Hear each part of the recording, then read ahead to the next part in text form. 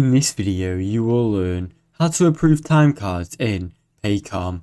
First, log into Paycom. Access your account through the Paycom website or mobile app using your manager credentials. Then, go to the Time Management or Time Card section. From the dashboard, select Time Card Management or Employee Timecards, depending on your role and system setup. Select the time card period or the employee. Choose a specific employee or day that you want to review. Review the time entries. Check hours worked, breaks, overtime and any missing punches. Make corrections if you need to. Then click Approve. Once everything is accurate, click the Approve button. This may appear as a checkbox or as an action button next to the time card. Repeat for other employees. If you're a supervisor providing a multiple team members, repeat the steps for each employee.